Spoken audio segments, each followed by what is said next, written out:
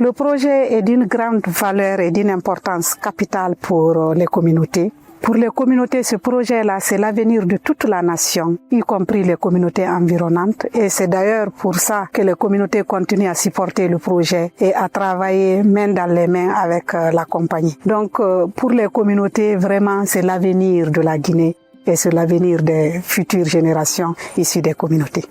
On a continué à améliorer au fil du temps. Quand je prends par exemple de 2014 jusqu'en 2015, il y avait une stabilité totale. Les communautés vraiment croyaient au projet. Pour elles, on allait tout de suite développer le projet.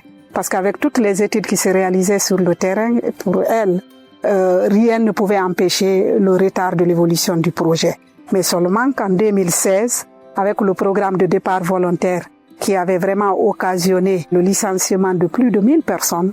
Ça a été vraiment un boom et les communautés, c'est là où elles ont commencé à avoir du désespoir sur le projet. C'est pendant cette période qu'on a vraiment redynamisé encore les relations. On a profité de ce temps latent pour mettre en place des systèmes, pour mettre en place des approches, pour collaborer avec les communautés, pour mettre en place des stratégies. Et c'est ce qui a valu en 2022 la reprise effective.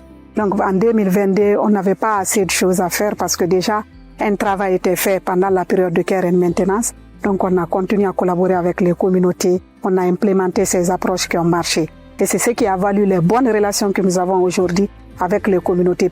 Depuis la période de 2023 jusqu'à date, on a mis beaucoup d'actions dans les communautés.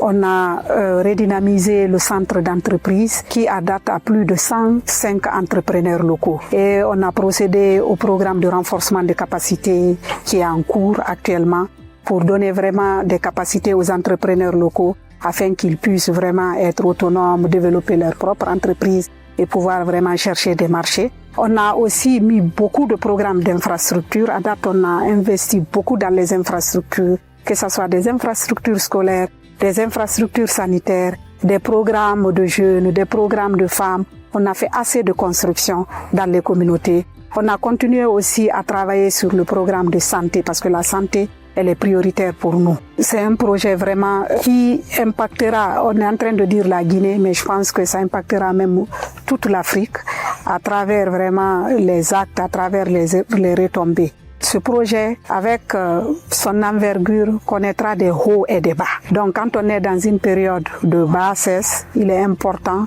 que nous tous, nous donnons la main pour pouvoir aider le projet à avancer. Ce projet, c'est presque l'histoire de la Guinée. Parce que si on arrive à exploiter ce projet, on aurait vraiment contribué à une partie de l'histoire de la Guinée.